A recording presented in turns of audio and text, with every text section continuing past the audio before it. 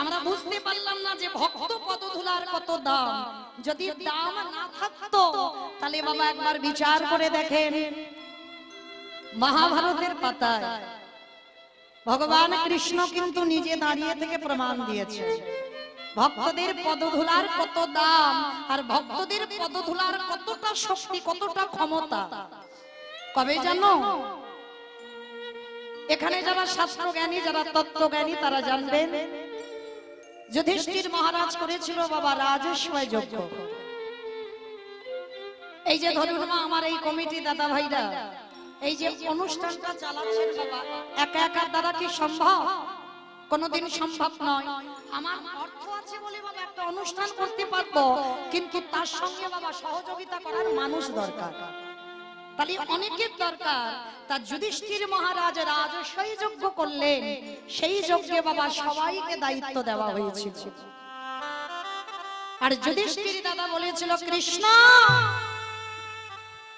কৃষ্ণ তুমি তো সবাইকে দায়িত্ব দিচ্ছ, ও কৃষ্ণ তুমি নিজে কোনো দায়িত্ব নেবে না? এটা হামকি বলছে কেন? তুমি নিজে কোনো দায়িত্ব নেবে না?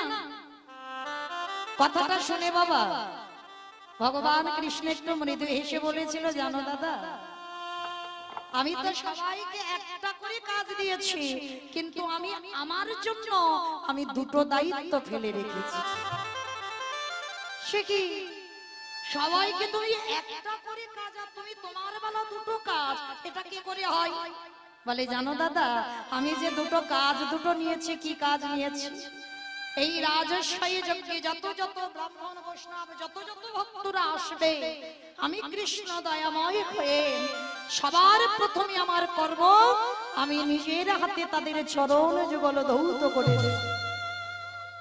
চমকে উঠেছে, অসম্ভব। কৃষ্ণ এটা কি করে সম্ভব? কে কোন জাতের মানুষকে নিচু জাত, কে উঁচু জাত, জাতের ঠিক নেই। আর যারা যারা আসবে তুই প্রত্যেকের পা ধোয়াবি? বলে, হ্যাঁ দাদা, ওইটা হবে আমার প্রথম কাজ। আচ্ছা একটু আসতে। আচ্ছা বলেন তো বাবা, এই জগতে সংসারে এত কর্ম ছিল আমার ভগবান, শেষ পর্যন্ত পা ধোয়ার কাজটা কেন নিয়েছে? এটাই তো তথ্য। শাস্ত্র বলছে বাবা, যুগ ধর্ম প্রবর্তক নাম সংকীর্তন, চারি ভাব ভক্তি দিয়া নাচাইন ভুবন, আপনি ভক্ত ভাব করি অঙ্গীকার, আপনি না করলে ধর্ম জীবের শিখানো না যায়, আপনি আচরি ধর্ম জীবের শিখায়, এই তো সিদ্ধান্ত গীতা ভাগবতে গায়। এই মতো কলিকালে প্রথম সন্ধ্যায় অবতীর্ণ হলেন কৃষ্ণ, আপনি নদী নিতাই গৌর হরি বল হরি বল। মাইকগুলো ঠিক করো, মাইকগুলো একদমই নেই। হরে কৃষ্ণ। তো আজকের বাবা ভগবান নিজে আচরণ করে জগতে জীবকে শিক্ষা দিচ্ছেন, ওরে জগতের জীব তোরাও আমাকে দেখে সে, আমি ভগবান হয়ে আমি ভক্ত পদ ধৌত করছি। ও মায়েরা, এতে আপনাদের আমাদের কি শিক্ষা হলো, কি চৈতন্য হলো? না, একটাই শিক্ষা আমার ভগবান জগৎবাসীকে দিলেন, ওরে কলির জ্ঞানন্ধজি, তোদের বাড়িতে যদি সাধুগুরু ব্রাহ্মণ বৈষ্ণব আসে, সবার প্রথমে চেষ্টা করবি নিজের হাতে তাদের দুটো চরণ যুগল ধৌত করে দিবি। এগুলো মনুষ্য জীবনে মা কর্তব্য। আগে বৈষ্ণব এলে সাধুগুরু ব্রাহ্মণ গুরুদেব যদি আসে, এমনকি সাধুগুরু বৈষ্ণব যদি নাও পা, যে যার ঘরের বাবা মা তো আছে, যে যার ঘরের শ্বশুর শাশুড়ি তো আছে, চেষ্টা করবে। আমি মৌমিতা বাবা রোজ রোজ বলে যাচ্ছি না, বৎসরে একবার ভগবান নিজে আচরণ করে জগৎকে শিখিয়েছে। বৎসরে একবার যদি ঘরের বাবা মা থাকে, ঘরের শ্বশুর শাশুড়ি যদি থাকে, সবার প্রথমে নিজের হাতে তাদের চরণ যুগল ধৌত করে দাও। এই কথাটা বললে বাবা অনেকে একটু হাসে, কলিযুগ তো, কিন্তু মনে রেখো মা, ভগবান কৃষ্ণ ভাগবতে বারবার বলেছে, সবার বড় গুরু যদি হতে হয়, যে যার ঘরের বাবা মা, তারপরে গুরু হলো শিক্ষা গুরু, দীক্ষা গুরু, তারপরে গুরু হলাম আমি ভগবান। কই একবারও তো আমার ভগবান বলেনি সবার আগে আমি বড় গুরু। ভগবান কোনোদিন নিজেকে বড়াই করেনি, সবার আগে বাবা মাকে জায়গা দিয়েছে। বিচার করে দেখেন বাবা, আপনারা আমরা ছিলাম কোথায়? শূন্যে ঘুরে বেড়াচ্ছিলাম। বাবা যদি কৃপার বিন্দু দিয়ে মা যদি গর্ভে 10 মাস ধরে না রাখতো, তাহলে কি পৃথিবীর আলো বাতাস পেতাম আমরা? তাহলে যে মা 10 মাস 10 দিন এই গর্ভ যন্ত্রণা ভোগ করেছে, তার মতো বড় গুরু আর পিতার মতো বড় গুরু এই পৃথিবীতে আর কেউ হবে না। নিতাই গৌর হরি বল, হরি বল, হরি বল, হরি বল। হাজার তীর্থে যাওয়ার দরকার নেই, হাজার হাজার বৃন্দাবন নবদ্বীপ পারবার দরকার নেই। যদি বাবা যে যার পিতা মাতাকে একবার শ্রদ্ধা ভক্তি করতে পারো, তবে বাবা জগৎ এখন উল্টে গেছে। তো 1 কলসির জলে 7 কলসি ভরেছিল, আর 7 কলসির জলে বাবা এখন আর 1 কলসি ভরে না। কি বাবা বুঝতে পেরেছেন আমার কথা? 1 কলসির জলে 7 কলসি ভরলো, 7 কলসির জলে 1 কলসি ভরে না। মানেটা কি গো? একটা মায়ের স্তনদুগ্ধ সেবা করে 5-6 ভাই বোন বড় হলাম। কেউ ডাক্তার, কেউ উকিল, কেউ ব্যারিস্টার, একটা বড় বড় চাকরি করছে। আর তারাই চাকরি করে একটা বাবা মার পেটের ভাত জোগাড় করতে পারে না। মাসপালা হয়েছে গো, ভাগাভাগি হয়েছে, কিন্তু একটা ছেলে বাবার হৃদয়ে হাত রেখে বলতে পারে না যে বাবা মা ভাগাভাগি হবে না। আমি যদি বাবা ক্ষুদন্ন পাই, আমার বাবা মাও ক্ষুদন্নই পাবে। বাবা মা ভাগাভাগি হবে না, বাবা মা একজন আমার কাছে থাকবে। এই সৎ সাহস বাবা এই দুনিয়ায় আজকাল ছেলেদের না। তাই তো এই দুর্গতি গো। কিন্তু ভগবানের রাজস্বই যজ্ঞে প্রত্যেকের চরণ ধোবাচ্ছে, কোনো ছোট বড় বিচার নয়, কোনো জাত বিচার নয়, সবার পা ধোবাচ্ছে। শুধু পা ধোবালো না, আরো একটা কাজ করেছে। কি কাজ জানো? যারা যারা প্রসাদ পেয়েছিল, দেখবেন বাবা কোন কোন অনুষ্ঠানে বাবা ভক্ত সেবার ব্যবস্থা থাকে। তো ওই ভক্ত যখন প্রসাদ পায়, যদি এখানে কেউ পারেন ওই যে এঁটো থালাগুলোকে একটু কুড়াতে। অনেকে আছে বাবা ভক্তের ওই উচ্ছিষ্ট পাতা কুড়াবার জন্য, আবার অনেকে আছে বাবা ওই ভক্তদের উচ্ছিষ্ট পরিষ্কার করলে যেন স্নান করলে ঠিক হয়, মানে নোংরা মনে করে, ঘৃণা বোধ হয়। কিন্তু চরণ ধরে বলে যায়, যদি কোথাও ভক্ত সঙ্গ হয়, যদি কোথাও সাধু সঙ্গ হয়, তারা যদি প্রসাদ পেয়ে যায়, চেষ্টা করবেন বাবা আগে নিজের হাতে ওই এঁঠো পাতাগুলো কুড়াতে। এটা মৌমিতা বলছে না বাবা, ভাগবতে আমার ভগবান কৃষ্ণ আজকের মহাভারতে বাবা রাজস্বই যজ্ঞে করেছিল।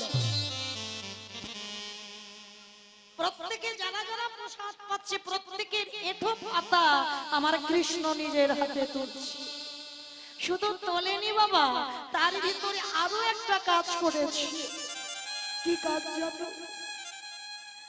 ওই উচ্ছিষ্ট পাতা যেখানে ফেলছি, একটু করে এঁঠো পাতাতে তো বাবা কেউ যখন প্রসাদ পায় সব কি পরিষ্কার হয়?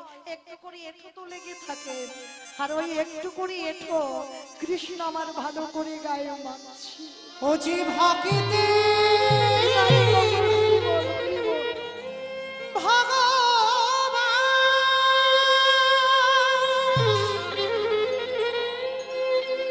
ও যে ভক্ত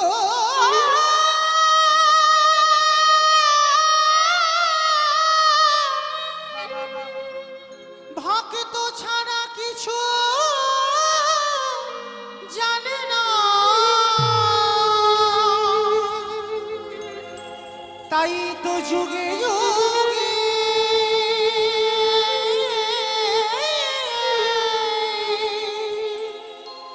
ভক্তির কাছে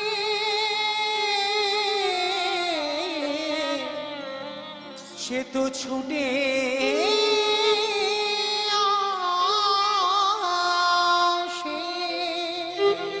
আমি ভক্ত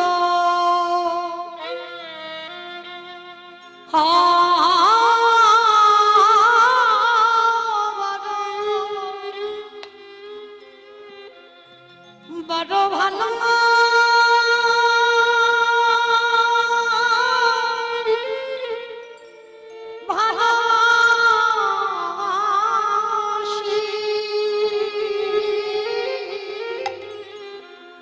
আমি ভক্ত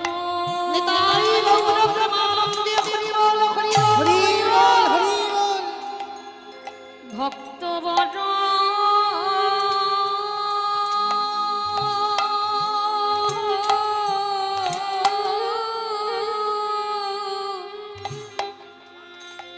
ভক্ত বড় ভালো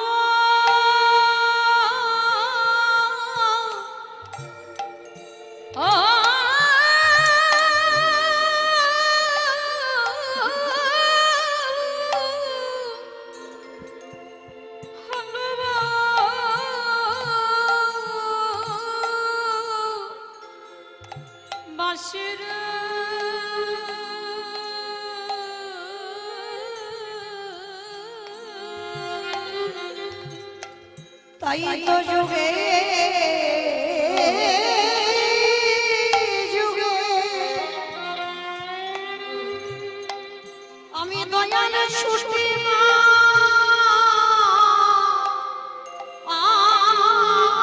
আসি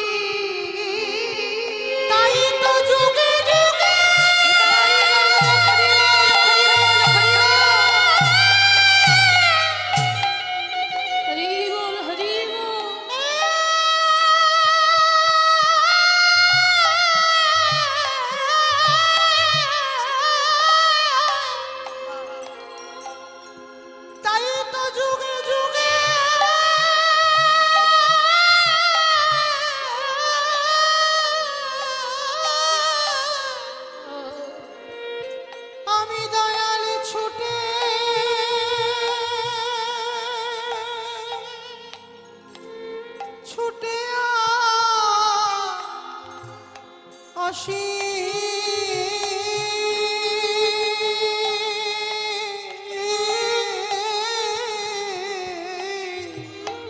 আমি ভক্ত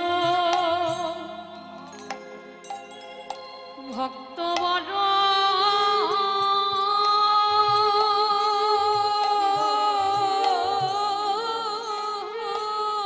হরি বল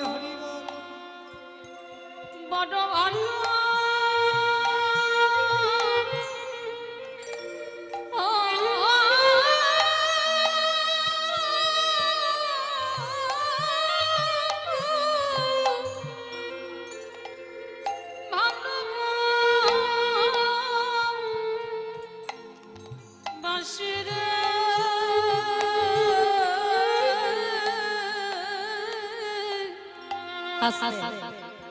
যুধিষ্ঠির দাদা বললেন কৃষ্ণ রে রে ভক্তদের পা ধোয়াচ্ছিস সেগুলো মেনে নেওয়া যায়, ভক্তদের এঁঠো পাতা পরিষ্কার করছিস সেগুলো মেনে নেওয়া যায়, কিন্তু কৃষ্ণ তুই এই নোংরা কাজটা কেন করছিস? ওরা প্রসাদ পেয়েছে, ওদের এঁঠোগুলো তুই গায়ে মাখছিস কেন? ভগবান বললেন দাদা গো এ যে আমার কর্ম এ যে আমার কর্ম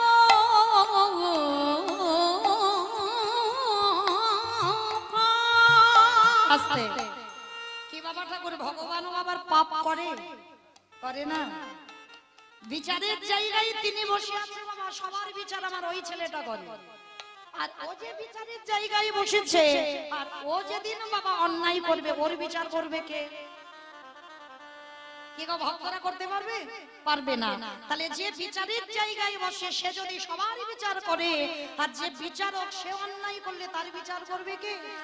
ভগবান বললেন আমার বিচার কাউকে করতে লাগে না, আমার বিচার আমি হিসাব করে নিজে নিজে করেই ফেলি। সে কি কৃষ্ণ তুই আবার পাপ করেছিস? কি পাপ? বলে জানো দাদা আমি তো পাপটা দাপরিতে করিনি, করেছিলাম আমি ত্রেতা যুগে রাম অবতারে। রাম অবতারে পাপ করেছিস কি পাপ?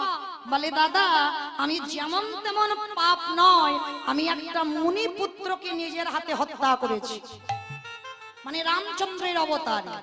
সে কি কৃষ্ণ? তাহলে তুই রামচন্দ্র হয়ে মুনি পুত্রকে হত্যা করেছিস, সে কে? বলে কেন দাদা? তিনি হলেন বিশ্বসভার মুনির ছেলে। বাবা বিশ্বসভার মুনির ছেলেকে, যার নাম হলো রাবণ রাজা। রামচন্দ্র রাবণ রাজাকে নিজের হাতে হত্যা করেছে, আর রাবণকে মেরে আমার রামচন্দ্রের সর্বশরীরটা পাপী হয়েছে। যেই না কথাটা বলা, আমার যুধিষ্ঠির দাদা খিলখিল করে হেসে উঠেছে। কৃষ্ণ, অকৃষ্ণ, যে রাবণ দুরাচার পাপাচার ব্যভিচার, যে রাবণ কিনা বাবা ভগবানের বউ চুরি করে, আর সেই রাবণকে মেরে মা জীবনে পাপ হয়? আচ্ছা মাইরা আগে বলো তো দেখি, রাবণ ভালো লোক না খারাপ লোক? ভালো লোক, মানে কীর্তন বোঝে, হ্যাঁ। কিন্তু বাবা ভক্ত দু রকম, একটা অন্তর জগতের ভক্ত, একটা বহির জগতের ভক্ত। বাইরের ভক্ত যারা বাবা, তারা বলবে কিন্তু রাবণ খারাপ। কেন? তার একটাই কারণ, যে ভগবানের বউ চুরি করে। ভালো করে বিচার করেন, রাবণের কটা বউ? একটা দুটো নয়, 10,000।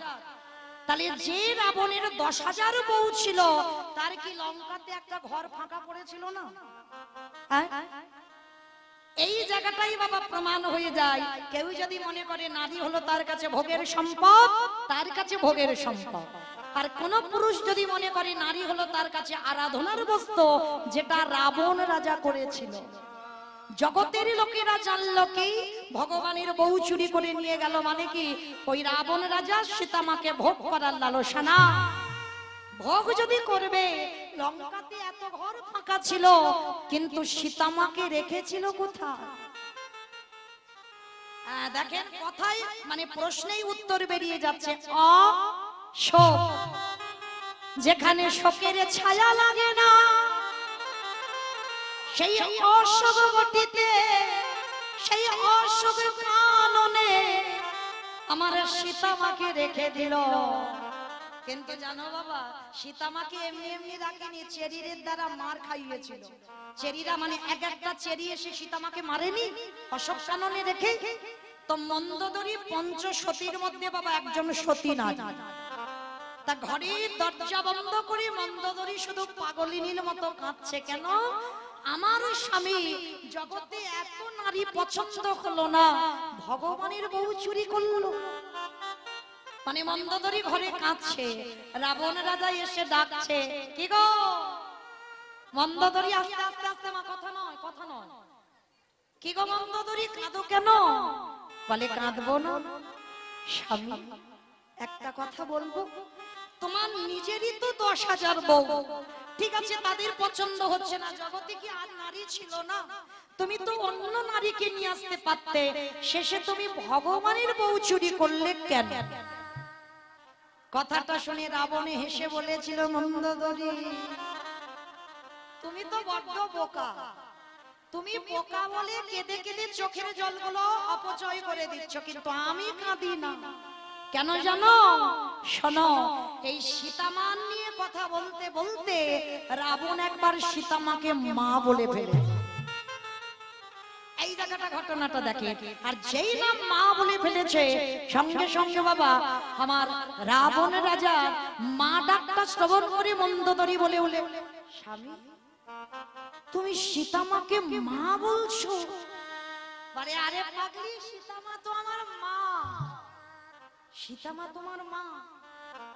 তাহলে ওগো স্বামী গো, যাকে তুমি মা বলো,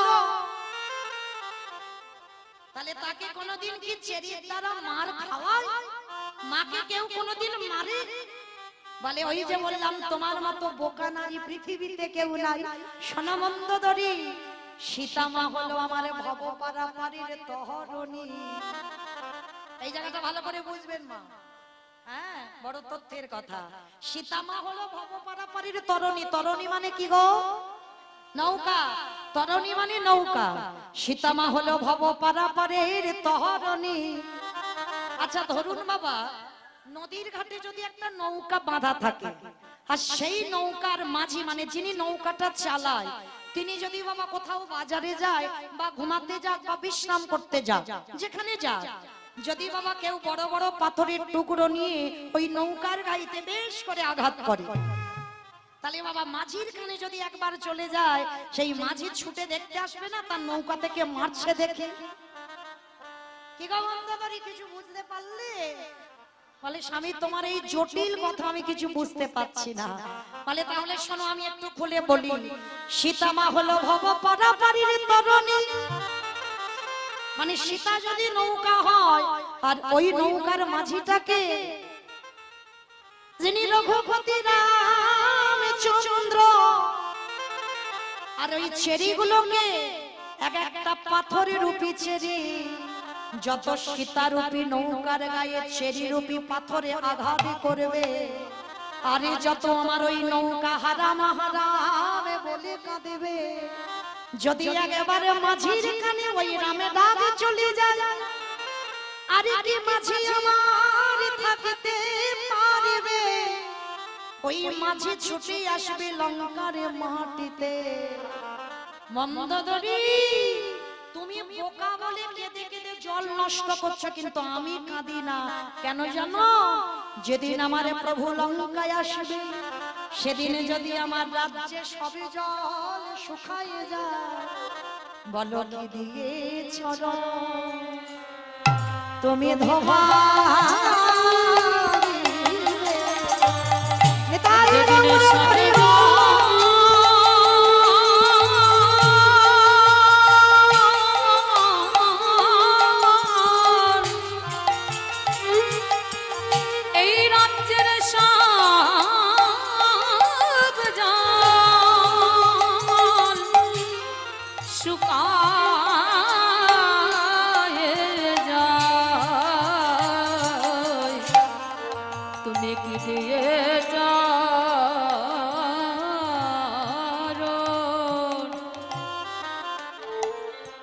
চরণ ধোয়া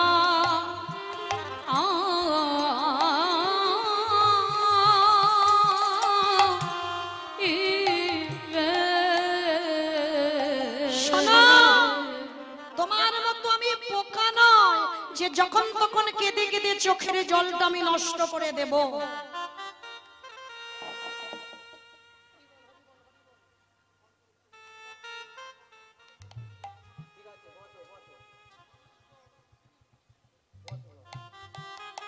নিতাই গৌর কৃষ্ণ প্রেমানন্দে হরি বল হরি বল হরি বল। তাহলে তোমার মতো আমি বোকা নই যে জলগুলো নষ্ট করে দেব। মন্দোদরী, সবাই তো ভগবানের কাছে যেতে চায়। রাবণ বলেছিল আমি ওর কাছে যাব না, ও আসবে আমার কাছে। কি করে? তোমাইরা সিনেমা টিনেমা দেখো তো, সিরিয়াল তো দেখো। আচ্ছা বলো তো, নায়ককে যখন জব্দ করা যায় না, ধরুন বাবা যে সিনেমাতে বাবা ভিলেন না থাকে, সে সিনেমা বাবা জমজমাট হয় না। তা বলো তো, যখন নায়ককে জব্দ করা যায় না, তখন ভিলেন কি করে? নায়িকাকে চুরি করে। আর নায়িকাকে যদি একবার চুরি করে আনা যায়, তাহলে কি বাবা আর মরতে নায়কের কাছে যেতে লাগবে? 10 তলা বিল্ডিং থেকে কিন্তু নায়ক ঝাঁপিয়ে নায়িকার কাছে যাবে। সীতা মা হলো আমার নায়িকা, আর আমার রামচন্দ্র হলো নায়ক। আর ভিলেনটাকে ওই লঙ্কাধিপতি রাবণের রাজা ওই সীতা মাকে চুরি করলো, আনলো কেন? যত সীতা মা হারাম হারামে বলে কাঁদবে, রাবণ বলছে আমি যাব না ওর কাছে, ও আসবে আমার কাছে। কি করে?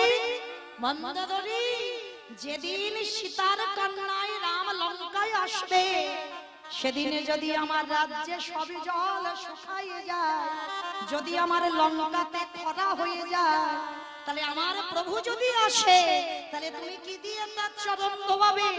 মন্দোদরী, আমি কিন্তু চোখের জল নষ্ট করি না, ধরে রেখে দিয়েছি। কেন জানো? যেদিন আমার প্রভু লঙ্কায় আসবে, আমার চোখের জল চরণ ধোবা।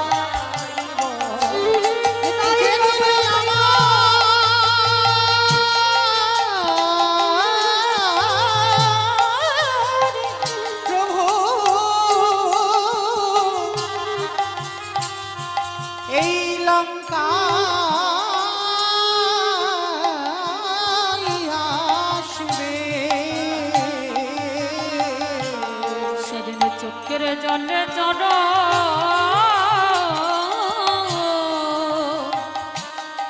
চরণ ধোয়াই মন্দারি গো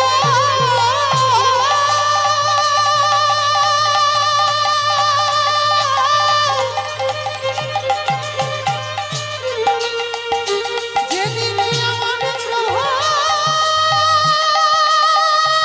এই লঙ্কায় শরণ দেবে, সেদিনই আমার চোখের জলে চরণ ধোয়াইব। ওগো তুমি তো জানো না ও যে ভক্ত বড় ভালোবাসে, ও যে ভক্ত ছাড়া রইতে নারে। সেই রাবণ রাজার বাবা ভক্তি ছিল, কিন্তু সেই রাবণ রাজাকে মেরে আমার রঘুপতি রামচন্দ্রের অপরাধ হয়েছিল। আর সেই যে বাবা একটা কথা বলি, এই রাবণকে মেরে বাবা যখন আমার রামচন্দ্রের অপরাধ হলো, ত্রেতা যুগে ধুতে পারেনি বাবা, যে অপরাধটা করেছিল ত্রেতা যুগে ধুতে পারেনি, ধুচ্ছে কবি যুধিষ্ঠির রাজস্বই যজ্ঞে। তাহলে এইটুকু শুনে বাবা কি জানলাম, যদি বাবা অজান্তে কেউ অপরাধ করে ফেলি, সাধুগুরু বৈষ্ণবের চরণ ধৌত করাও, তাও যদি না পারো ওদের উচ্ছিষ্ট পাতা পরিষ্কার করো, তাও যদি না পারো ওদের উচ্ছিষ্ট একটু গায়ে মেখে নাও। আর নিলে কি হবে, কোটি কোটি জন্মের অপরাধ থেকে আপনারা আমরা সবাই মুক্তি লাভ করব। আচ্ছা মায়েরা, কারোর পা ধোয়াতে গেলে কি করে ধোয়াবে?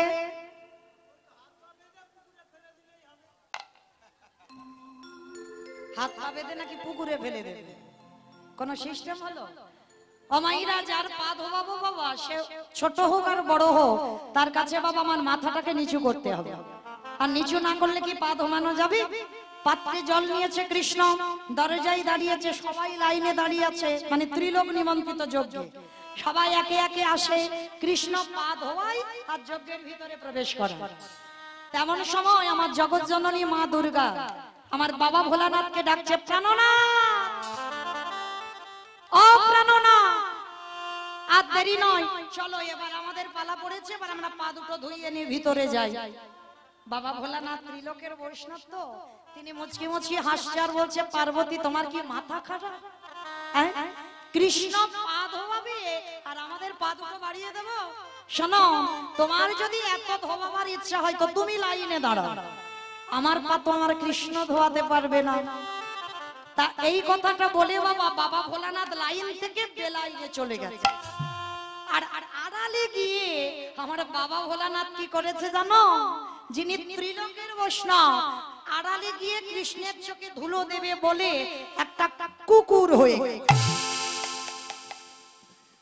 আমার কুকুর জানো তো, দেখেছো তো, তোমার বৈষ্ণব মানুষ কুকুর হয়ে গেল কেন? এটাও বোঝার আছে বাবা, পৃথিবীতে যত পশু পাখি আছে কুকুরের মতো প্রভু ভক্ত আর কিন্তু কেউ নাই। যার জন্য বাবা আজও যাবেন নবদ্বীপের মাটিতে, এখনো কুকুরের মহোৎসব হয়। আর যার জন্য বাবা কুকুরের এত ঘ্রাণ শক্তি মানুষের থেকেও বেশি, যার জন্য বাবা কুকুর চাকরি পেয়ে পায়নি।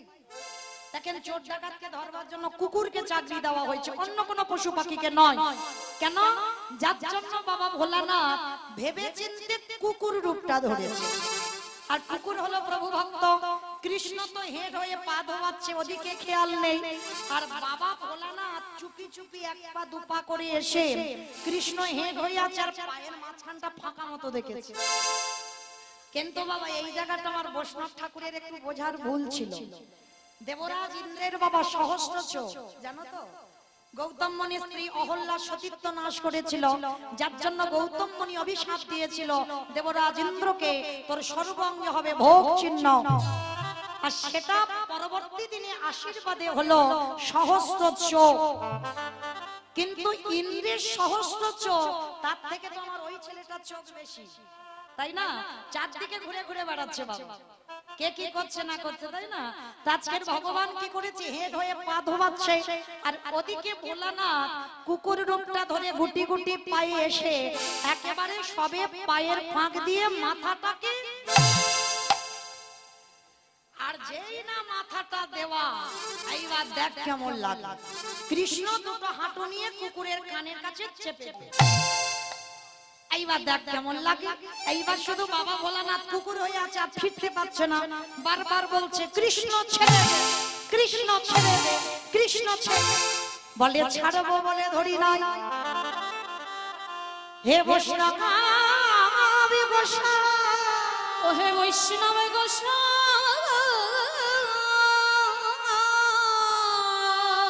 জানি একবার ছেড়ে দি, জানো একবার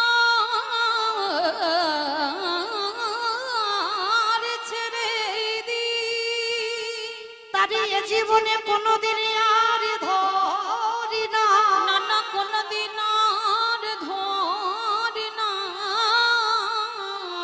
আরে যাকে একবার এই হৃদয়ে জায়গা দিয়ে দি, ভগবান বললেন এ জীবনে কোনোদিন আরে ছাড়ি না গো।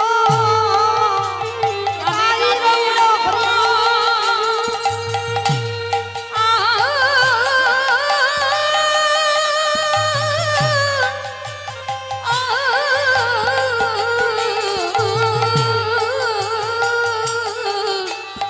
আমি জানি একবার জায়গা দিয়ে তবে এ জীবনে ছাড়ি না গো। কি বললেন, যারে ধরে তারে ছাড়ে না, যারে ছেড়ে দেয় তারে জীবনে ধরে না। হে বৈষ্ণব দেখো তোমার ব্যবস্থা এবার আমি করব। ভগবান হাঁটুটা নিয়ে চেপে দিচ্ছে, আর কুকুর শুধু ছটফট করছে, বলে কৃষ্ণ এবারের মতো ক্ষমা করে ছেড়ে দে।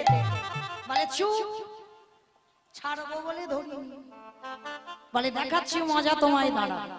এইবার ভগবান কি করেছে বাবা, কুকুরটাকে মোটা দড়ি নিয়ে আষ্টে পিষ্টে বেঁধেছে, আর সবাই লাইনে দাঁড়িয়ে আছে বাবা। এরা দেখতে পাচ্ছে ভগবান একটা কুকুরকে নিয়ে মাতামাতি করছে, কিন্তু কুকুরটা যে কে এটা তো বাবা আমার কৃষ্ণ জানে, আর কুকুরটা জানে, আর কেউ বুঝতে পারছে না। আর কুকুর নিজের রূপে ফিরতে পারছে না, কেন? একটা সম্মানের ব্যাপার, মানে একটা প্রেস্টিজের ব্যাপার, তো নিজে ফিরতে পারছে না। মোটা দড়ি নিয়ে কুকুরটাকে বেশ করে বেঁধেছে, কিন্তু বাবা বাঁধলে কি হবে, চারটে পা তো শুধু ছটফট করছে। বলে এবারের পায়ের ব্যবস্থা করতে হবে, বলে মোটা দড়ি নিয়ে কুকুরের চারটে পা এক জায়গায় বেঁধে দিয়েছে। আর যেই না কুকুরের চারটে পা বেঁধে দেওয়া, আর কুকুর কিছু করতে পারবে? শুধু ধোলায় গড়াগড়ি যায় আর কৃষ্ণ কৃষ্ণ বলে কাঁদে। আমি মানছি আমি ভুল করেছি, কৃষ্ণ এবারের মতো ক্ষমা করে দে। চুপ, একটা কথা হবে না, শুধু দেখে যাও। এইবার পা যেই চারটে বেঁধে দেওয়া, কৃষ্ণ কি করেছে জানো? সবার পাত ঘটিতে করে জল দিয়ে ধোয়ালো, আর বৈষ্ণবকে ভগবান কোন জায়গায় তুলে রেখেছে দেখেন। ওই কুকুর রূপী বৈষ্ণবের বেলা কি করলো জানো? খালি বেলি নদী নালা পুকুরে ঘাটির জলে নয়, কৃষ্ণ দয়াময় ওগো কৃষ্ণ দয়াময় ওই কুকুরের চারটে চটা, ওই কুকুরের চারটে চটা আজ ভগবান আমার হৃদয়ে ধরে, আজ হৃদয়ে ধরে খালি বিলি নদী নালা পুকুরে ঘাটের জলে নয়। তাহলে বৈষ্ণবের চারটে চরণ কি দিয়ে ধোয়ালো? কৃষ্ণ আমার চোখের জলে চলো ধোয়াইলো। ওই কৃষ্ণ ভক্তি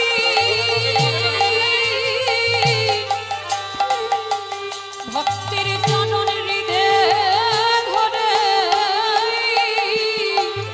চোখের জলে জনন ভোমাইলো। ভোলানাথে বলল কৃষ্ণ রে, হরে কৃষ্ণ রে, আজি আমি তোর চরণে যে অপরাধ করে গেলাম, পারিস যদি আমায় ক্ষমা করিস। সেদিন আমার ভোলানাথ বলেছিল কৃষ্ণ আমি পাপ করেছি, আজকের আমার পায়ে তোর মতো ভক্তের চোখের জল। যেই না চরণ ধৌত করলেন, যখনই আমার বাবা ভোলানাথ বলেছিল কৃষ্ণ এর পরের জন্মে আর আমি শিব হব না। যার জন্য বাবা খেয়াল করবে, কলিযুগে কিন্তু আমার ভগবান আমার বাবা ভোলানাথ শিব রূপে আসেন। ভোলানাথ কোন রূপ ধরেছে? অদ্বৈত আচার্য গোসাই। কেন? এই তার অপরাধ। কৃষ্ণের চরণে প্রতিজ্ঞা করেছিল কৃষ্ণ আজকে তোর চোখের জল কুকুরের পায়ে পড়লো, এই কুকুর প্রতিজ্ঞা করলো আগত কলিকালে আমি আর শিব হব না, আমি হব অদ্বৈত আচার্য গোসাই, শান্তিপুরের মাটিতে যাব। আর শোন, তুই আমার কৃষ্ণ কবি না, তুই হবি আমার নদিয়ার নিমাই চা, ওই নদিয়ার নিমাই চা। কথা দে 12 বৎসর তুলসী ভাষায় তোকে আহ্বান করব, আমার ডাকে তুই নদিয়ায় নামবি। আরে যখন নদিয়ায় নামবি, শান্তিপুর থেকে তোর সঙ্গে দেখা করতে যাব, তোর আর আমার যখন সাক্ষাৎ হবে, আজ রাজস্বাই যজ্ঞে যেমন তোর চোখের জল কুকুরের পায়ে পড়লো, এই কুকুরি যেদিন অদ্বৈত হবে, তুই যেদিন নিমাই হবি, তোর আর আমার যখন সাক্ষাৎ হবে, ওরে এমনি করে চলো যেদিন নদী হবে,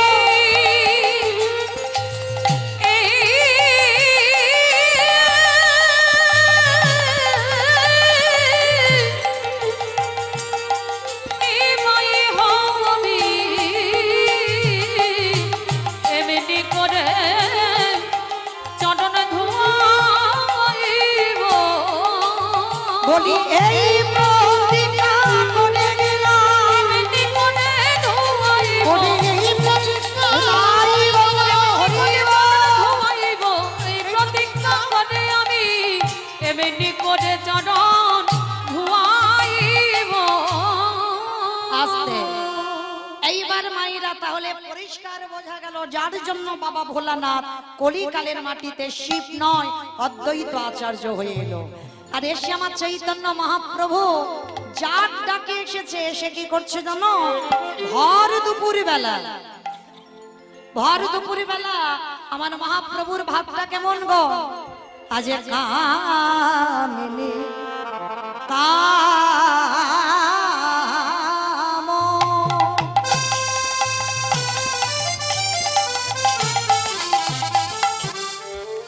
আজ কলিত তো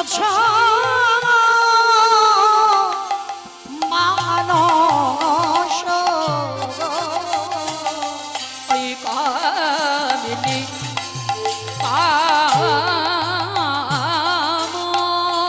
আস্তে অমাইরা উলু কই জানো তো আজকে আমার লীলাটা কি পরিবেশন হবে? কারণ এই লীলাটা একা একার জন্য নয়, সবার জন্য। কিন্তু তাহলে আজকের যদি এই যে এতক্ষণ আমার একার গাওয়া হয়ে গেল, এইবার তো সবাইকে নিয়ে গাইবো, তাই না? তাহলে চলো তো দেখি একটু উলুধ্বনি দেন দেখি, প্রেম সে কামিনী কাম আমারে গোদারি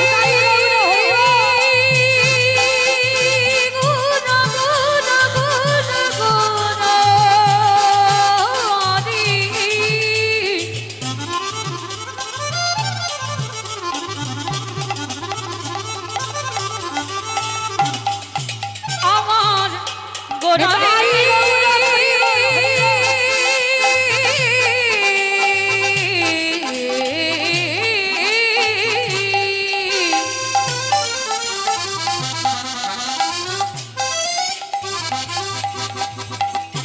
প্রাণের গহনা গোদারি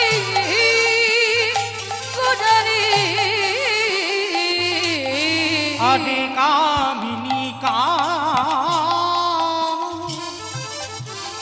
গলিত তো ছো মানস আমার গতি গজ যিনি মন্দ আমার গতি গজদিনী মন্দ